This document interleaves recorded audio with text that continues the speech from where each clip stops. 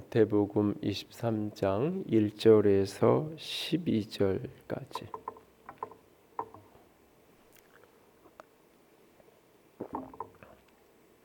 (1절에서부터) 12절까지 다 함께 읽겠습니다. 이에 예수께서 무리와 제자들에게 말씀하여 이르시되 서기관들과 바리새인들이 모세의 자리에 앉았으니 그러므로 무엇이든지 그러니 말하는 바는 행하고 지키되 그들이 하는 행위는 본받지 말라. 그들은 말만 하고 행하지 아니하며 또 무거운 짐을 묻고 사람의 어깨에 지우되 자기는 이것을 한 손가락으로도 움직이려 하지 아니하며 그들의 모든 행위를 사람에게 보이고자 하나니 곧 그 경문띠를 넓게 하며 옷수를 길게 하고 잔치의 윗자리와 회당의 높은 자리와 시장에서 문안받는 것과 사람에게 랍비라 칭함을 받는 것을 좋아하느니라. 그러나 너희는 랍비라 칭함을 받지 말라. 너희 선생은 하나요 너희는 다 형제니라.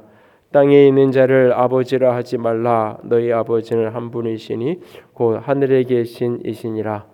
또한 지도자라 칭함을 받지 말라. 너희의 지도자는 한 분이시니 곧 그리스도시니라. 너희 중에 큰 자는 너희를 자가 되어야 하리라. 누구든지 자기를 높이는 자는 낮아지고 누구든지 자기를 낮추는 자는 높아지리라. 아멘.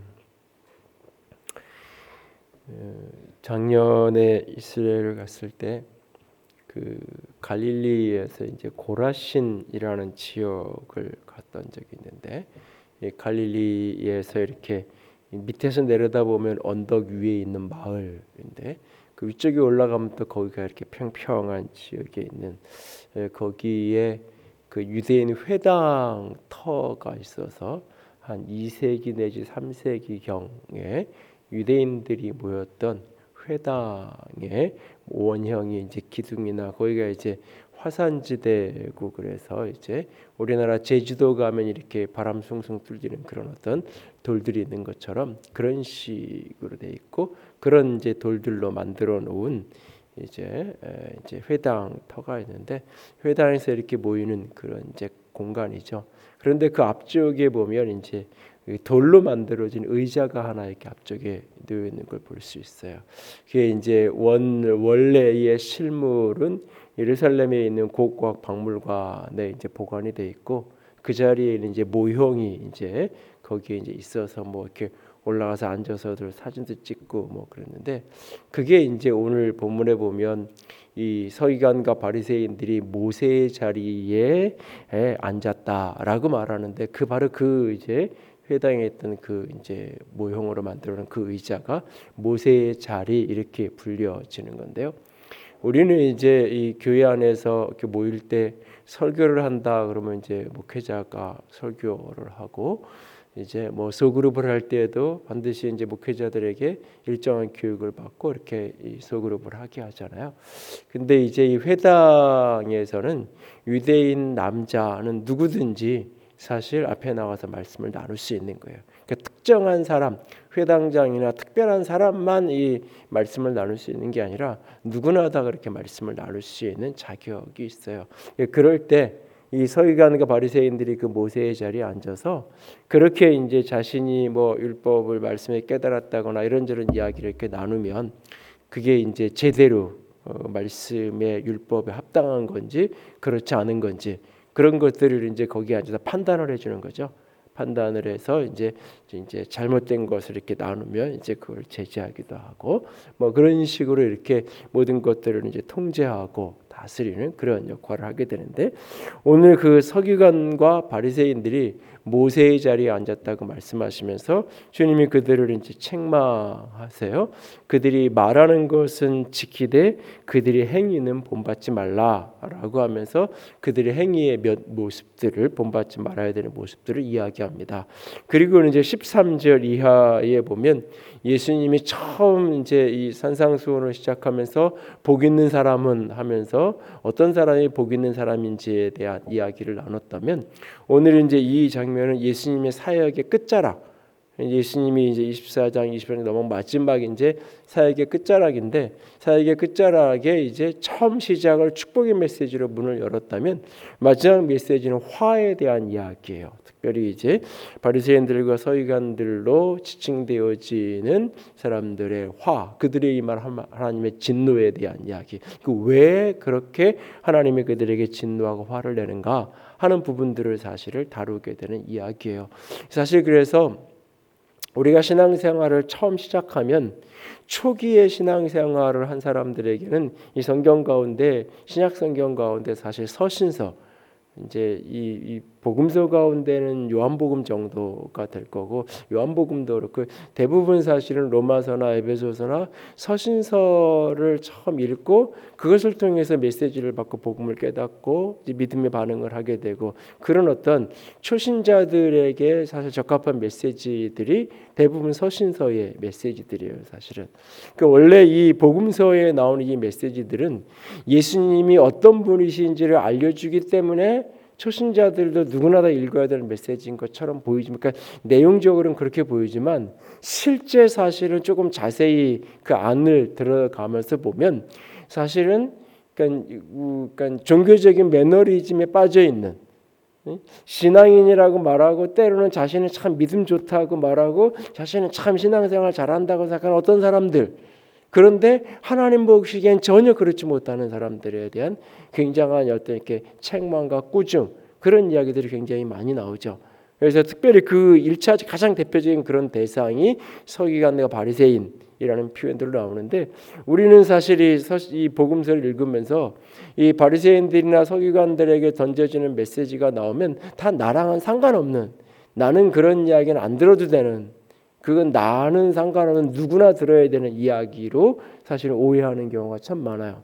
그런데 이 복음서 안에서 예수님이 서기관들이나 바리새인들을 책망하는 그 메시지들을 가만히 들여다보면 사실 오늘 그리스도인들이 신앙의 순전함을 잃어버리고, 이 신앙이 어느 날부터 종교가 되어지고, 신앙이 어느 날부터 문화가 되어지고, 신앙이 어느 날부터 이것이 생활이 아니라 지식이 되어지고 윤리가 되어져 버리는 어떤 사람들에게서 나타나는 많은 신앙적인 왜곡된, 변질된 모습들을 사실 굉장히 날카롭게 지적해 주는 메시지가 사실 이 복음서의 바리새인들을 향해서 던지는 예수님의 메시지 속에 그런 메시지들이 굉장히 많아요. 그래서 때로는 우리가 다른 사람에게 대한 이야기가 아니라 내게 주는 이야기로, 사실은 특별히 신앙생활을 초기에 하시는 분들보다는 조금 했다고 하는 분들일수록 깊이 사실은 받아야 될 메시지들이 여기저기 굉장히 많죠. 뭐 그런 대표적인 대상 중에 하나가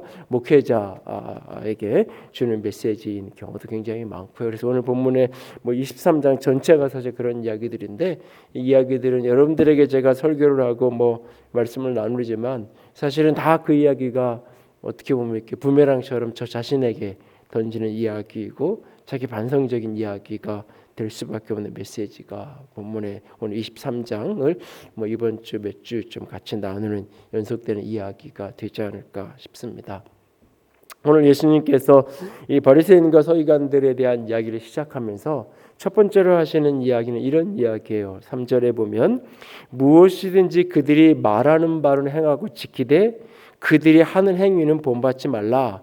왜냐하면 그 사람들은 말만 하고 자신은 행하지 않기 때문이다라고 말하고 있어요. 오늘 이 부분에서 우리가 굉장히 조심해서 봐야 될 게 있어요. 그러니까 예수님이 갖고 있는 굉장히 탁월한 균형 감각. 그러니까 늘 예수님에게 복음서에 등장한 예수님의 모습들을 보면 어느 한편을 이렇게 경도되지 않고 굉장한 균형 감각을 잘 유지하고 있는 그런 모습들을 여기저기서 만나는데, 이 부분도 그런 모습이 잘 드러나고 있어요. 어떤 사람이 바리새인들이 있는데 그 사람들이 가르치는 내용은 율법, 구약성경의 말씀을 기준으로 해서 말씀을 잘 가르치고 있어요. 가르치는 내용은. 그런데 가르치기는 잘 가르치는데 그 사람이 사는 삶은 이 말씀하고 전혀 관계없이 이 말씀을 행하지 않은 채로 살고 있어. 그러면 우리는 자꾸 이 말씀을 전하는 자와 이 사람의 메시지를 일체화시키거든요.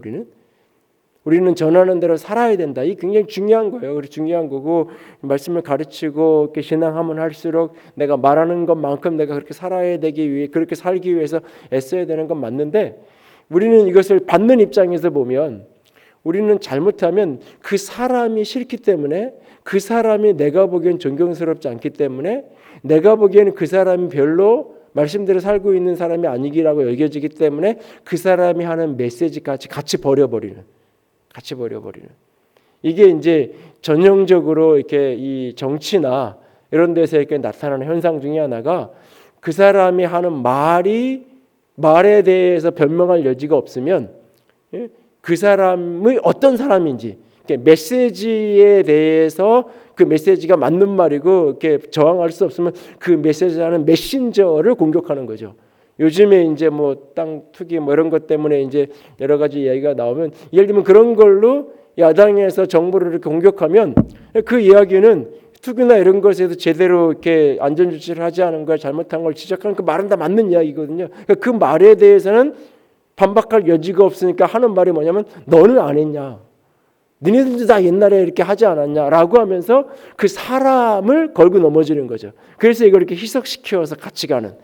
그래서 우리가 이제 이런 어떤 정치나 신문 기사나 이런 걸 볼 때 그렇게 자세히 그런 것들을 좀 봐야 되는 부분들이 있는데 그 사람이 하는 말은 분명히 맞는 말인데 그것에 대해서 반박할 여지가 없으니까 그 메신저, 그 사람의 성실성, 사람의 과거 뭐 이런 걸 들춰서 그 사람을 공격하는 거죠. 그래서 그 사람이 좀 잘못된 사람이야. 옛날에도 거짓말했던 사람이야. 이런 게 드러나면 에이 지금 하는 이 말도 거짓말일 거야 라고 하면서 그 효과를 떨어뜨리는 거잖아요.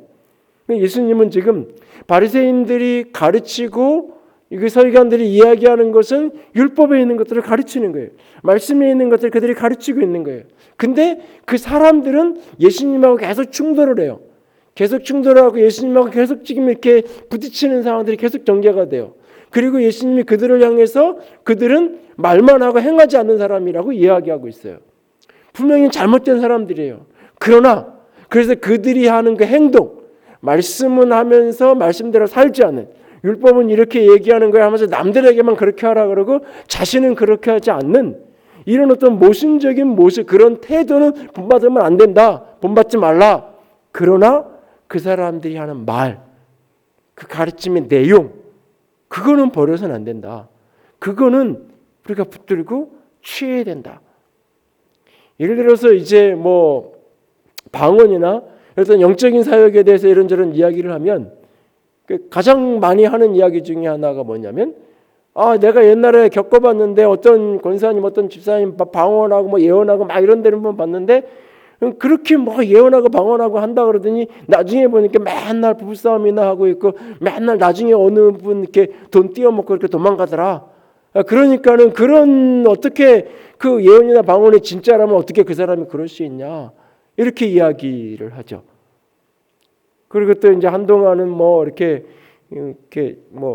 서초동에 있는 그 하나님 교회에 대한 이렇게 여러 가지 논쟁이 되고 뭐 이렇게 새로 오신 목사님의 학위나 여러 가지가 이렇게 어려움이 됐을 때 어떤 분들은 비판하면서 무슨 얘기를 하냐면 제자 훈련도 소용없다.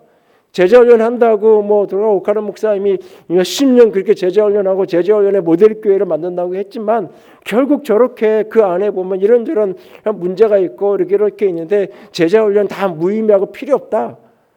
이렇게 얘기하죠. 그러니까 그런 어떤 문제가 일어나면 그 문제만 다루고 그 문제에 대해 시시비비를 가려야 되는데 그게 아니라 그러니까 제자훈련이라는 것도 다 무용지물이고 할말 이게 잘못된 거야. 평소에도 제자훈련을 좀 이렇게 불편하게 여기고 그런 거에 대해서 좀 이렇게 반대편의 그런 분들에게 아주 좋은 이제 말거리가 만들어진 거죠. 그러면서 이렇게 제자훈련 필요 없고 뭐 제자훈련의 열매가 고작 이거냐 하면서 이렇게 한동안 그런 일들이 있을 때 여기저기 기독교 언론에서 그런 이야기들을 나오는 경우가 있었어요. 근데 우리가 이제 이런 부분에서 굉장히 조심해야 돼요. 신앙인들이. 내가 그 사람이 싫으니까 그 사람이 하는 말도 싫은 거예요. 그 사람이. 그러니까 한국 정치가 끊임없이 앞으로 진보하지 못하는 이유 중에 하나가 그런 거예요. 내가 지난 정권에 했던 사람이 싫으니까 그 사람들이 했던 정책이나 어떤 것들 중에 분명히 좋은 게 있고 받아들여서 계속 이어가야 될 것들이 있는데 다 바꿔버리는 거예요. 다 버려버리는 거예요. 그리고 어느 날 몇 년 지나서 보면 이름만 바뀌었어. 이름만 뭐 이렇게 바뀌고 뭐 한참 이제 그 과거 정권 때 그린 뉴딜 뭐 이렇게 해가지고 그게 이제 한참 뉴딜 이런 것들이 굉장히 많았어요. 그러다가 이제 창조 경제 이런 얘기를 한참 하다가 요즘에 또 이제 그린 뉴딜이 영어고 과거에 이제 MB 정권 때는 녹색 성장 이런 얘기를 했어요. 녹색을 그린으로 바꾸는 것뿐이에요. 사실 그게 그거예요. 근데 녹색 성장하면서 이것을 위해서 이렇게 탄소를 줄이기 위해서는 제일 중요한 그걸 위해서는 원자력을 하는 게 제일 효율적이다. 과거에는 그런 얘기를 했고, 근데 지금은 원자력이 별로 그거는 굉장히 위험한 거다. 그러니까는 풍력하고 뭐 이렇게 태양열 이런 걸 해야 된다. 근데 풍력하고 태양열 한다 그러고는 온 나는 시골 이렇게 가다 보면 깜짝깜짝 놀래요. 이게 앞으로 한 10년 지나면 시골 풍경을 보면 참 이렇게 멋있다. 이런 어떤 전원의 안정감을 누릴 수 있는 공간이 다 없어질 것 같은. 이제는 밭에만 태양열 그 발전을 세우는 게 아니라 논에까지 다 세우고 뭐 이 서해안 같은데 완전히 바다 전체를 그렇게 태양열판을 채운다 그러는데 이게 사실은 또 다른 아마 정권이 바꾸는 또 다른 논쟁이 될 거예요. 논쟁이 많은 부분에서 오히려 환경을 생각하는데 환경을 파괴하는 그 멋있는 풍경의 산을 중간을 딱 잘라가지고 그 중턱에 쫙 태양열판을 세워놓는 이게 환경을 위해서 이 그린 뉴스를 한다 그러는데 전혀 다르죠. 근데 뭐 다 찬반이 있는 거예요. 이제 원자력을 안 하고 하려니까 그 방법밖에 없는 거예요. 그 방법밖에 없고, 근데 뭐 요즘에 이제 새로운 이제 기술들이 자꾸 나오죠. 사실은 이제 기존에 있는 이 빌딩의 외변 유리에 이제 붙여서 이제 태양열 발전을 한다든지 여러 가지 이제 뭐 기존의 도로나 철도망을 터널식으로 씌워서 거기에 이제 태양열 시설을 만든다든지 유럽에는 그런 것들을 이제 이미 다 하고 있어요. 그게 아마 다음 정권쯤 가면 또 이제 그런 것들이 이제 또 뭐 나올 거예요. 근데 나름 이렇게 분석을 해서 뭔가를 이렇게 나가는 게 아니라 자꾸 이렇게 옳은 이야기를 해도 그 사람이 한 것 때문에 싫은, 그 사람이 한 말이니까 싫어서 그걸 버려버리는, 이게 어리석은 거죠. 어리석은 거예요. 우리가 인생을 살아가면서도 참 내가 존경하지 않는 사람에게도 때로는 배울 게 있는 거거든요. 그 사람 별로 내가 존경할 만한 게 못 돼. 근데 그 사람이 하는 말 어떤 거는 굉장히 좋을 수 있어요. 어떤 분은 자기 굉장히 지지하는, 그래서 어느 신문, 나는 어떤 신문만 딱 보고 어떤 신문 보고 그러죠. 근데 나는 별로 안 좋아하는 신문인데 거기에 어떤 칼럼은 굉장히 유익한 어떤 칼럼이 실려서 그걸 때로는 내게 유익으로 얻을 때도 분명히 있는 거예요. 그러니까 우리가 삶을 살아가면서 교회 안에서도 마찬가지예요. 내가 누구를 좋아하기 시작하면 그 사람의 모든 말이 다 좋다고 생각해요. 이게 지금 문제죠. 누구나 다 실수할 수 있고 누구나 잘못할 수 있는 거예요. 내가 그 사람의 이런 면을 좋아하는 거예요. 그러나 그 사람이 100% 완전한 사람은 아닌 거예요. 그래서 어떤 부분에 대해서는 틀릴 수 있고 그래서 노라고 할 수도 있는 거예요, 사실은. 근데 예수님은 그 사람들이 하는 행동은 본받아서는 안 될 잘못된 모습이지만 그 사람들이 하는 말까지, 그 행동이 싫다고, 그 모습이 싫다고 그 사람의 가르친 그 말은 말씀에서 나온 건데, 율법을 가리키는 건데 그 말씀까지 지키지 않고 버리는 어리석은 자가 돼서는 안 된다. 이런 이야기를 예수님께서 하시는 거죠. 오늘도 우리의 삶 속에서 이런 어떤 균형 감각을 놓치지 않는 그 사람이 때로는 좀 부족해도 그 사람이 전하는 그 메시지는 되게 유익할 때가 있을 수 있는 거예요. 또 반대로 그 사람은 참 나한테 좋은 사람이고 나한테 굉장히 힘이 되고 위로가 되는 사람인데 그 사람의 어떤 말은 내가 따라가면 안 되는 어떤 말이 때로는 있을 수 있는 거예요. 얼마든지.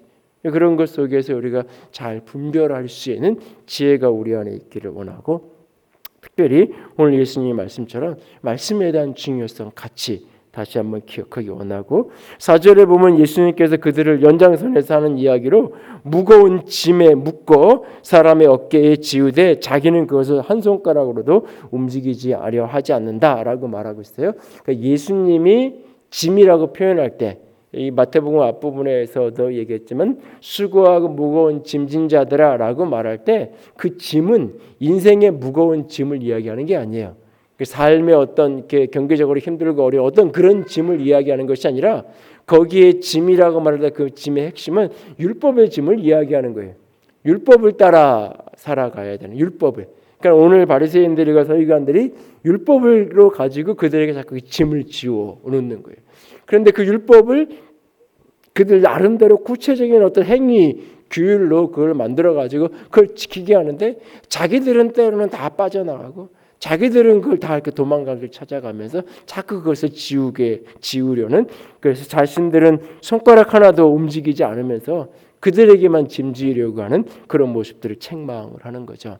그러면서 이제 5절 이하에 보면 크게 두 가지 모습을 이제 예수님이 지적을 하는데 본받지 말아야 될 이 바리새인들이나 서기관들의 본받으면 안 되는 구체적인 삶의 모습 두 가지를 예수님이 언급하는데 하나는 어떤 일을 행할 때마다 사람에게 보이려고 하는 것 태도 그 연장선의 이야기지만 또 하나는 칭찬받는 걸 좋아하는 태도. 사실은 그 말이 두 가지 다른 이야기 같지만 하나의 이야기일 수도 있죠. 그 사람들에게 보이려고 모든 것을 행하는. 그래서 5절에 보니까 그들이 모든 행위를 사람에게 보이고자 하나니 곧 그 경문띠를 넓게 하며 옷을 길게 하고 사람에게 보이려고. 사람에게 나는 이렇게 말씀을 많이 알아. 나는 말씀을 좋아해. 나는 말씀대로 살기 원해. 이런 열심이 있어. 그 사람들에게 이것을 보여주려고. 여기 이제 경문띠라고 말했을 때 이것은 말씀의 두루마리로 만들어진 말씀을 담아놓은 그런 어떤 상자, 말씀 상자, 뭐 성구 상자, 뭐 이런 의미인데 그런 것들을 아주 크게 잘 보이게 만들어가지고 우리는 이렇게 말씀이 이렇게 있어라고 이렇게 얘기하는. 그리고 이제 옷에다가 겉옷에다가 내 귀퉁이에 이제 술을 달아가지고 이게 내가 말씀대로 내가 따라가는 나는 이렇게 랍비의 제자다 선지자의 제자다 뭐 이런 식의 메시지가 담겨 있는 그런 옷을 길게 입고 다니기를 좋아하고 그러니까 나는 이런 사람이야라고 사람들에게 자꾸 보여주는 거죠. 나는 이렇게 말씀이 열심인 사람이야. 나는 이렇게 말씀에 대한 열정이 있는 사람이야. 라고 이렇게 사람들에게 보여주기 위해서 애를 쓰는 그런 모습. 사람들에게 보이려고 하는 이런 모습. 이것이 이제 마태복음의 앞부분에 보면 예수님께서 기도에 관련된 이야기로 그런 얘기를 하시잖아요. 사람들이 많은데 동네 어귀에서 이렇게 기도하고 기도 시간이 됐다고 사람들 많이 몰려있는 어떤 곳에서 보이려고 끊임없이 그렇게 하는 모습들을 지적했던 적이 있는데 바로 그 연장선상에 있는 이야기예요. 어떤 일을 행할 때 사람들에게 보이고자 사람들에게 나타내고 사람들에게 알려지기 그리고 그 결과로 결국은 사람들로부터 내게 칭찬이 오기를 원하는 거죠. 칭찬. 내가 그렇게 누군가 이렇게 보여줌으로 사람들이 칭찬이 오는. 6절 7절에 보면 잔치의 윗자리, 회당의 높은 자리, 시장에 문안받는 것과 사람에게 랍비라 칭함받는 것을 좋아하느니라. 그래서 끊임없이 사람들에게 그렇게 칭찬받고 그러면서 이렇게 높은 사람으로 존경받는 그런 표현으로 대접받는 걸 좋아하는. 그러면서 이게 세 가지 표현이 나와요. 랍비, 아버지, 지도자라고 하는 세 가지 표현으로 끊임없이 불려지기를 좋아하는. 랍비라고 하는 말은 요즘 우리가 많이 쓰는 말로 표현하면 박사라고 하는 표현일 거예요. 박사. 그래서 이제 누구 무슨 박사 이런 표현 뭐 이렇게 선생이라는 직역하면 그건 표현이지만 요즘에는 그냥 뭐 선생 그러면 선생님 그럼 별로 이렇게 애들도 다 선생님 하도 일찍부터 선생님을 만나서 초등학교 가서도 이렇게 나 전화시켜 주세요 애들이 그러는 게 아니라 선생님 바꿔줘 엄마 그러잖아요. 초등학교 가서도 왜냐하면 이렇게 한글나라 선생님 바꿔달라면 바꿔주고 그렇게 자랐거든요 학교에 가기 전까지. 그러니까는 선생님이 싫으면 선생님 내가 바꿀 수 내가 선생님이 싫으면 다른 학교로 전학 가야 되는 개념이 없고 내가 선생님이 싫으면 저 선생님 바꿔야 되는. 실제 또 뭐 유치원만 해도 그렇게 막 항의를 해가지고 선생님들이 어렵게 만들기도 하고 그런 부모들이 때로는 있잖아요. 뭐 이렇게 일반적인 경우는 아니어도 그러니까 뭐 선생 이렇게 불려진다는 게 뭐 요즘에 뭐 그렇게 크게 존칭의 표현이 아니지만 당시 사회의 느낌을 조금이라도 살릴 수 있다면 이 랍비라는 단어를 요즘에 우리가 뭐 박사도 요즘에 하도 흔해가지고 그렇게는 한데 어쨌든 그래도 박사 이런 느낌 그렇게 불려지기를 좋아하는. 그런데 너희 선생을 하나고 너희는 다 형제니라. 너희의 선생은 한 분 예수님이고 너희들은 그냥 다 형제야 라고 이야기해요. 땅에 있는 자를 아버지라 하지 말라. 너희 아버지는 한 분, 하나님 아버지뿐 우리 한 분이고 하늘에 계신 이분밖에 계시지 않는다. 끊임없이 자신들을 아버지라고 부르려고 하지 마라라고 이야기하는 거죠. 그러니까 이거를 이제 근거로 해서 이제 개신교가 카톨릭을 이제 이렇게 좀 이렇게 부정적으로 이야기할 때 이 구절을 인용하면서 많이 사용해요. 카톨릭의 사제를 교부라고 부르고 이제 파파라고 이제 부르잖아요. 그러니까 다 이제 아버지라고 사제들을 이제 호칭하고 이제 그렇게 표현을 하기 때문에 그러지 말라는데 그렇게 부르냐 이런 식으로 이제 반론을 제기하기도 하죠. 어쨌든 이제 이 아버지 그러니까는 내가 하나님의 아버지 그 하늘에 계신 아버지밖에 없다. 그러니까 아버지라고 불려주기를 좋아하지 말아라. 그리고는 이제 10절에 가면 지도자라고 칭함받지 말아라. 리더라고 불려주지 말아라. 한 분 지도자는 한 분밖에 없다. 그리스도밖에 우리에게는 진정한 지도자는 그분밖에 없다. 이런 얘기를 하세요. 그러니까 이 말이 뭐 이렇게 랍비라는 호칭, 박사라는 호칭, 뭐 아버지라는 호칭 또는 리더라는 지도자라는 호칭 이런 것들을 쓰면 안 된다. 문자적으로 전혀 그렇게 불리면 안 된다. 그런 이야기를 여기서 하고 하는 게 아니라 여기서 하는 예수님이 하는 이 말의 핵심은 뭐냐면 그렇게 끊임없이 불려지기를 원하고 그렇게 불려지는 자리를 찾고 그렇게 불려지는 위치를 끊임없이 취하려는 그 태도를 버리라는 얘기죠. 누군가 다른 사람이 내가 그걸 원하지 않아도 다른 사람이 나를 그렇게 아버지처럼 따를 수도 있고 누군가 나를 그렇게 존경하고 리더로 나를 존중하고 따라올 수 있고 누군가가 나에게 참 잘 그 선생으로 존경하고 박사로 여기면 잘 배우려고 애를 쓰고 그럴 수 있어요. 그러니까 그런 태도로 살아가는 것 자체가 잘못되고 그러면서 때로는 그런 과정 속에서 어떤 직분으로 교사라는 직분이 주어지고 어떤 리더의 직분이 주어지고 뭐 이런 것들 자체가 다 잘못됐다. 교회 안에서 이런 용어들, 이런 표현들은 다 쓰면 안 된다. 극단적으로 가면 안 돼요. 그래서 이제 실제 그런 극단적인 교회가 있죠.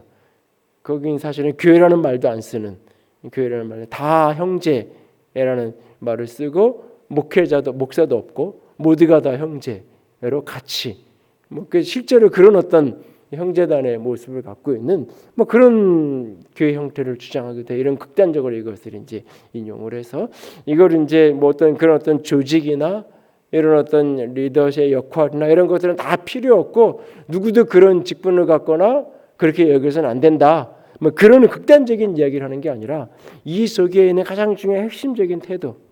끊임없이 내가 그렇게 불려지고 싶은 끊임없이 그렇게 인정받고 싶은 사람들에게 있어서 내가 그렇게 불려지고 알려지고 싶은 그런 욕망이 우리 속에 끊임없이 우리 속에 있잖아요. 우리 속에 예를 들면은 뭐 이렇게 노회장, 총회장 뭐 이렇게 장로교회에서는 그런 표현을 쓰는데 이건 사실은 뭐냐면은 노회 기간 동안 회의 사회자가 노회장, 총회 기간 동안 그 총회가 있는 기간 동안 총회를 사회 보는 사회자가 사실은 총회장이에요.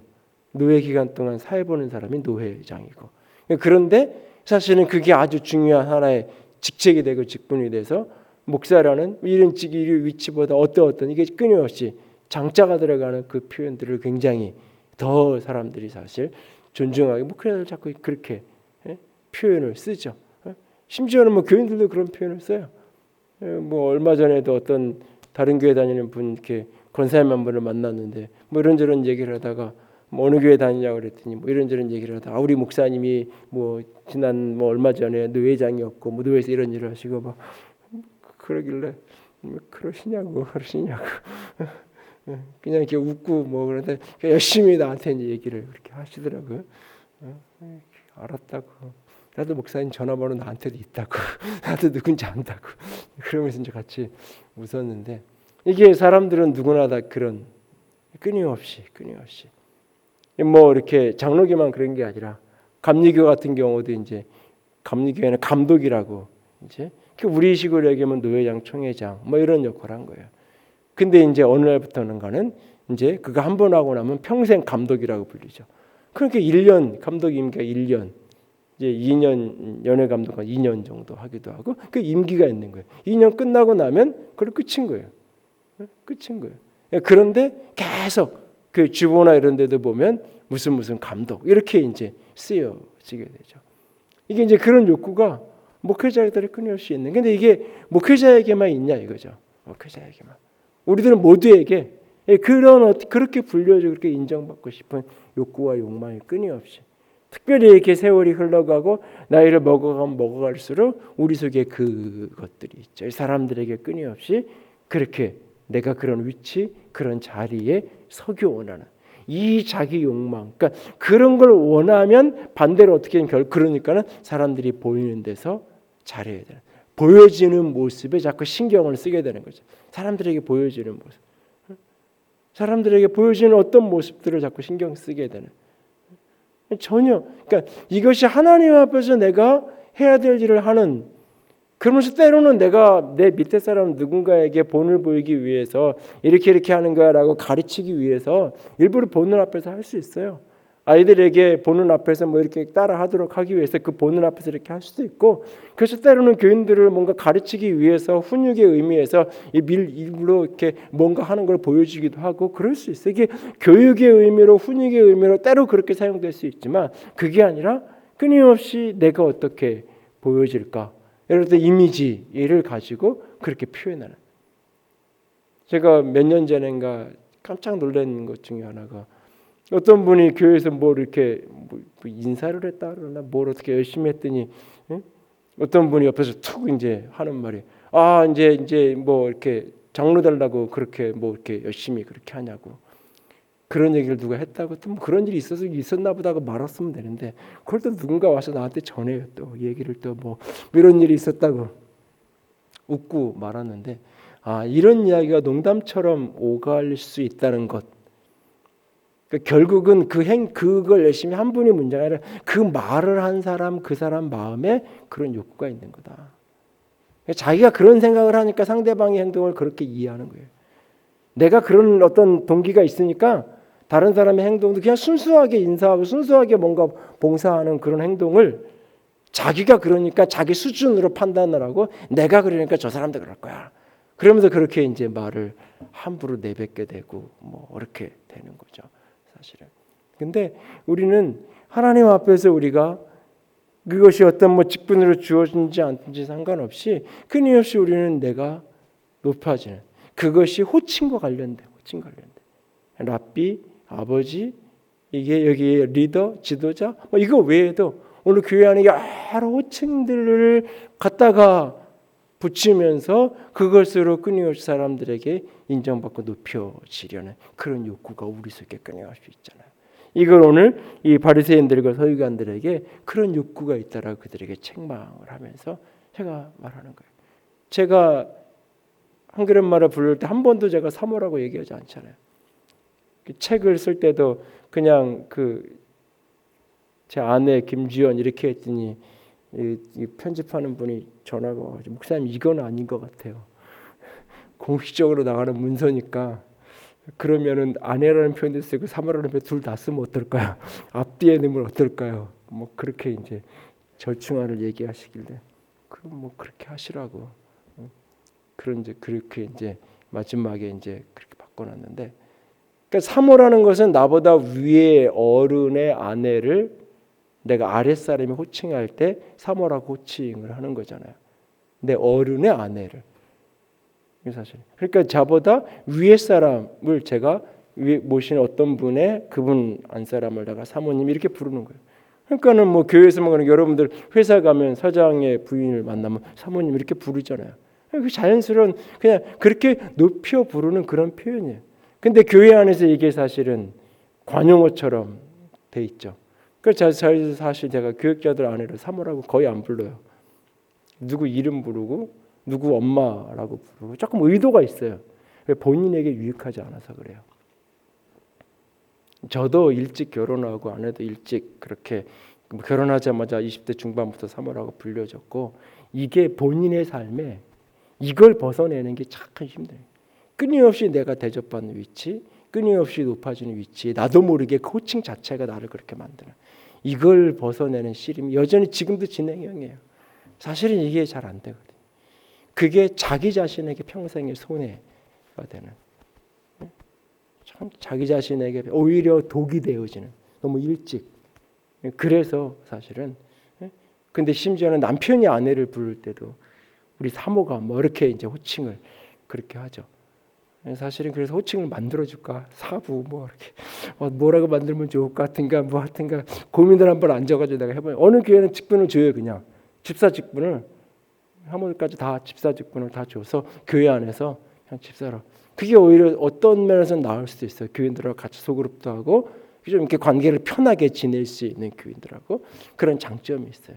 근데 또 이제 그 안에 또 이제 모르는 또 다른 단점도, 요소도 또 이렇게 있어서 한동안은 그런 고민을 했다가 그냥 놔둬버리자 그러고 말았는데, 앞으로 이제 교육자들이 좀 더 늘어나면 아마 이게 조금 더 이렇게 고민이 될 거예요. 어떤 교회는 아예 그래서 이 교회에 완전히 모든 교인들하고 관계를 못 하게끔, 그 사모들끼리, 그래서 교회에 오는지 안 오는지도 모르는, 그래서 그 사역자면 남편이 사역자지 아내가 뭐 그건 아니니까 심지어는 다른 교회를 다니기도 하고 뭐 이런 그래도 오히려 그걸 더 좋아하고 권장하는 교회도 있어요.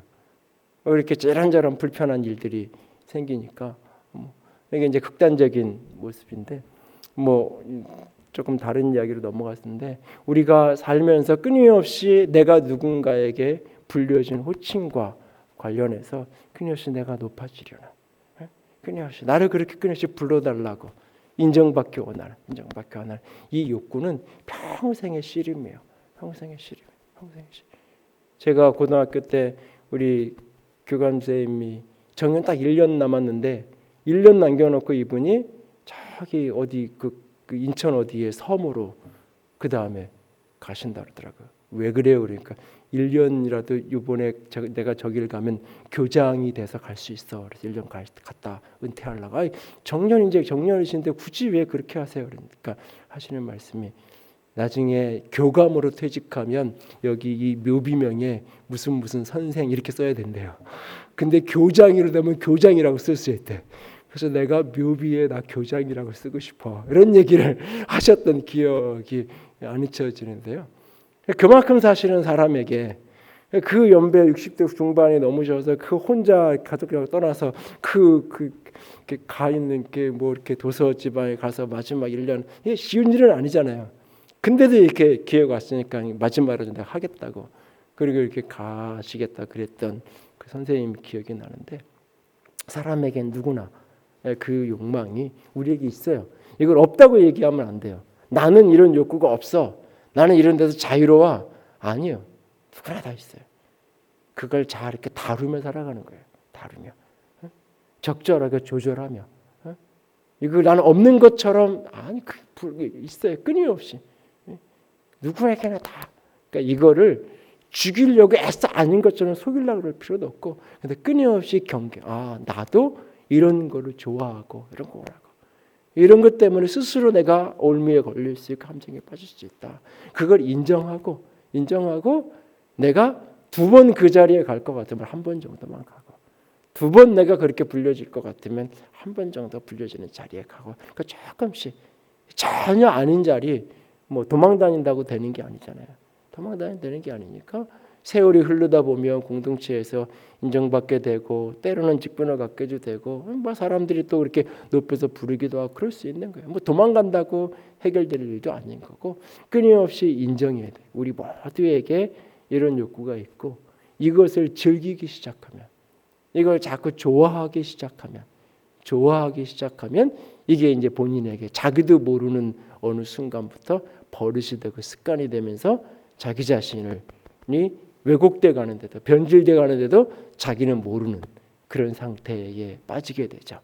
사실 그럴 때 이제 편하게 이야기해 줄 수 있는 친구, 야자하면서 때로는 어쩌면 이렇게 말해도 상처가 안 되는, 제가 나를 시기해서 제가 나랑 질투심 때문에 이런 얘기하는 거야, 그게 그렇게 들리지 않을 수 있는 친구, 그런 사람이 있다면 그 축복이에요. 어쩌면 내가 그렇게 변질되고 달라져 갈 때 내 곁에서 그렇게 정신 차리는 이야기를 던져줄 수 있는.